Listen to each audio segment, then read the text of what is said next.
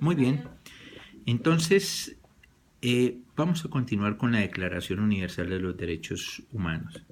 La Declaración Universal de los Derechos Humanos, en sus 30 artículos, lo podemos dividir en 5 partes que son esenciales desde la perspectiva del concepto de derechos humanos. Vamos a dividirlo primero en, digamos, la dimensión de la tutela de los derechos que se expresan de manera uniforme en los sujetos. Entonces, encontraremos que está el derecho a la libertad, el derecho a la igualdad, ¿no? Está el de la no discriminación, el derecho a la vida y a la seguridad personal, el no sometimiento a la esclavitud, a la trata de personas, a la servidumbre, el no sometimiento a las torturas o penas o tratos crueles, inhumanos y degradantes, el reconocimiento de la personalidad jurídica, ¿no? La idea de no provocar la discriminación, la existencia de recursos judiciales efectivos ante jueces naturales, ¿no? La proscripción de la detención arbitraria o del destierro, el que pueda ser objeto de audiencia ante el juez correspondiente y que se surte un procedimiento adecuado, la presunción de inocencia como pieza clave, la exigibilidad del juzgamiento pleno y absoluto de todas las conductas, la inviolabilidad del derecho a la vida privada, al domicilio, a la correspondencia, a la honra, a la reputación, el derecho a la circulación, a la libre residencia, el derecho al tránsito y al traslado del país,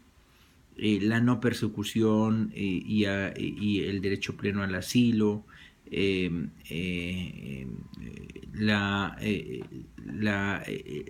derecho que existe a no invocarse una acción judicial, ¿no?, por delitos comunes o por aquellos que sean opuestos a los principios de las Naciones Unidas, ¿no? Entonces, desde el punto de vista de la afectación que se pueda dar en esos delitos que tengan una configuración o cariz político, el derecho a una nacionalidad, el de no privar a otra persona de su nacionalidad, el derecho que tienen los hombres y mujeres a fundar una familia, a configurar una familia desde este punto de vista, ¿no? La definición de la familia como el elemento sustancial de la sociedad, el derecho a la propiedad individual y colectiva, ¿no?, el derecho al libre pensamiento, libertad de conciencia, libertad de expresión, ¿no?, la libertad de reunión y asociación, ¿no?, el derecho a la participación política y democrática, el acceso a las funciones públicas, ¿no?, el derecho a la seguridad social, ¿no?, el derecho al trabajo y todas las condiciones que vienen previstas en el derecho al trabajo, el derecho al descanso, al disfrute de un tiempo razonable de vacaciones, ¿no?, el derecho a un nivel de vida adecuado, al cual me referiré más adelante, el derecho a la maternidad y la infancia, los derechos reproductivos, el derecho a la educación en todo su contexto, el derecho a la vida cultural, ¿no?, el derecho a un orden social internacional, el derecho al respeto a la comunidad, ¿no?, a participar de ella, a hacerse, a exigir el respeto y protección de los derechos de estos mismos. Y la salvaguardia final es que nada podrá ser interpretado desde el punto de vista de negar estos mismos o de entender restringida la protección de los derechos. Esta primera dimensión tiene una segunda. La Declaración Universal de los Derechos Humanos, si bien no tiene carácter vinculante, tengan en cuenta que se hace o se incorpora como mandato cuando por vía consuetudinaria sus normas o exigencias han adquirido una aplicación, ¿no? Han venido siendo aplicadas de manera ordinaria, frecuente y continuada para convertirse en una herramienta imperativa. Cuando usted acude al artículo 1, al artículo 3, ¿no? Sobre la idea del derecho a la vida, la libertad, la seguridad de la persona, o incluso al artículo 6 sobre la personalidad jurídica, usted encuentra que la tutela que está ofreciendo, sin perjuicio de que esté consagrada también en la Convención Americana de Derechos Humanos y en otros instrumentos internacionales, su raíz y su esencia se encuentra en la Declaración Universal de los Derechos Humanos. Y es desde allí que yo debo concebir cuál es el escenario que debe trascender a la protección, bajo contextos en donde no solamente ha evolucionado la sociedad, no solamente se han mejorado las instituciones políticas, sino además en la que los ciudadanos demandan que sean protegidos. Ese derecho a la vida o ese derecho a la libertad hoy en día en una sociedad cada vez más tecnológica ya no se reduce solamente a que usted pueda participar o afirmar o expresarse bajo herramientas básicas, sino el mismo hecho de expresarse en las redes sociales, el mismo hecho de transmitir una opinión o una expresión en las redes sociales, la forma en que usted pueda ser oído, la manera en la que usted debe considerar todos los extremos de una decisión para que se permita que las personas puedan libre y voluntariamente acceder o mejor acceder o ejercer los derechos y libertades fundamentales de las que son titulares. El caso Fontevecchia Amico es interesante por el tema de la difusión de la información, como el caso Granier sobre difusión de la información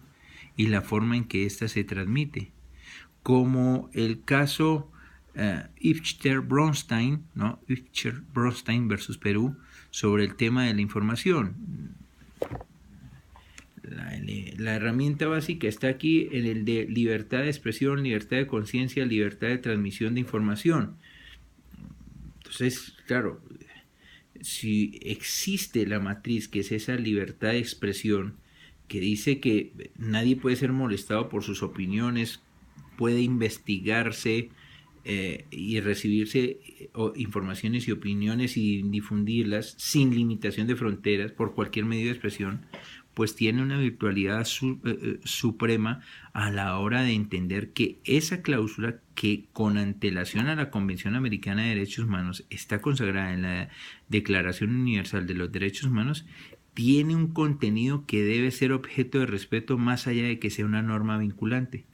porque es el elemento integrador, hace parte del contenido esencial de esa libertad de expresión, que de no entenderlo de esa manera podría generar una distorsión a la hora de la comprensión de lo que es el alcance final bajo instrumentos interconectados, interrelacionados, de lo que es la tutela, libertad de expresión. Entonces, esa libertad de expresión, cuando se afirma en el caso Granier o en el caso Ifchter-Bronstein o en el caso Fontevecchia Amico, no está reducida solamente a que se pueda afirmar, manifestar, transmitir una información en cierta medida y bajo ciertas condiciones, sino que una vez emitida y sin que sea esta vulneratoria de los derechos de otra persona, no puede ser objeto de cercenamiento, de limitación o de condicionamiento por razones ideológicas, por condiciones políticas o por otros motivos que intenten disminuir o reducir el ejercicio de ese derecho. Evidentemente, aquí estamos ante un escenario en donde la Declaración Universal de los Derechos Humanos va a surtir un fuerte efecto en lo que es la concepción de la protección del mismo. Y esto puede ocurrir en el Pacto Internacional de Derechos Civiles y Políticos. Cuando ustedes ven las normas que comprenden ¿no? Sobre todo me interesa hacer referencia al artículo sexto, ¿no? En el artículo sexto hay un elemento sustancial en lo que es la concepción del modelo de derechos humanos bajo la definición de persona humana, cuando en la definición del artículo 6.1 dice que el derecho a la vida es inherente a la persona humana. Es decir, si hay una inherencia, es el sustrato básico para que todo el modelo de protección pueda ser objeto de defensa o de tutela. Cuando yo veo en los casos de la Corte Interamericana, ¿no?, y usted analiza cada uno de ellos, cuando se viola el derecho a la vida, cuando se afecta, ¿no?, por alguna razón el derecho a la vida, uno encuentra que evidentemente estamos ante situaciones que pueden ser vulneratorias de las más básicas situaciones de vida de los ciudadanos. Entonces, cuando usted está comprometiendo el derecho a la vida, ¿no?, los casos de las masacres del Mozote, los casos de Santo Domingo contra Colombia, las masacres de Pueblo Bello, la de Mapiripán, el caso de la Mirna Mac Chan contra Guatemala del 2003, la masacre de los 2 R's contra Guatemala del 2009, ¿no? Es decir, el caso de las Palmeras contra Colombia del 2001, usted encuentra que en todos ellos la negación a ese elemento básico va a tener una relación, va a tener un fuerte sustento, no solamente en lo consagrado en el artículo 4 de la Convención Americana de Derechos Humanos, sino que obedece a una articulación del sistema universal que ya lo establece, ¿no? Entonces lo establece en el artículo 3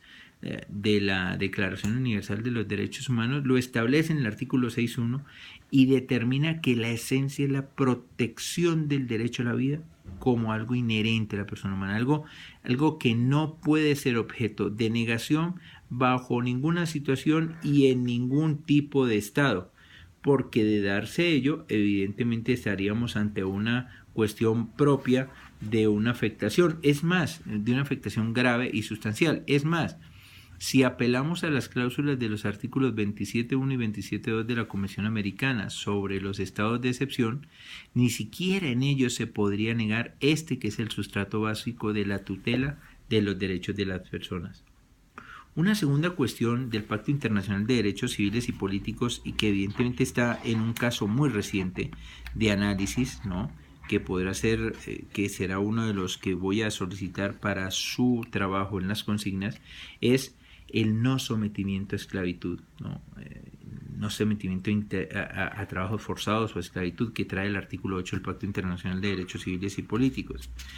Tengamos en cuenta, ¿no?, y estoy hablando del caso Trabajadores de la Hacienda Brasil Verde versus Brasil de 20 de octubre del 2016, que en este caso encontrar que en el siglo XX se estén dando manifestaciones tan graves de situaciones de vulneración de los derechos humanos de las personas, especialmente por ser utilizadas o sometidas a esclavitud moderna o a trata de personas, pues representa toda una situación que es negatoria no solamente del mandato establecido en la Convención Americana de Derechos Humanos, sino especialmente de los instrumentos del sistema internacional, porque el sistema internacional lo que busca siempre y que ha tenido en su horizonte es que se respete como estándar 3 cosas. Primero, la abolición completa de la esclavitud. No puede haber ninguna manifestación de esclavitud, ninguna, ni esclavitud por razones políticas, ni esclavitud por razones raciales y sociales o religiosas, ni esclavitud por razones sexuales o de otro tipo. Segundo, no puede haber sometimiento a servidumbre con carácter económico o incluso con finalidades de protección del Estado. Y tercero, no puede haber un constreñimiento para la ejecución de trabajos forzosos u obligatorios, porque cuando usted está sometido a la prestación de trabajo forzoso u obligatorio, es claro que su voluntad, su autonomía de la voluntad está absolutamente cercenada y cuestionada. Y no se trata de ese objetivo. En la Hacienda Brasil se logra constatar, ¿no?, en la Hacienda Brasil Verde, caso Hacienda de Brasil Verde, que estas personas que habían sido convocadas a trabajar fueron sometidas a una situación de plena esclavitud, de pleno sometimiento, de pleno trabajo forzado, que solo es comparable con situaciones como las ocurridas en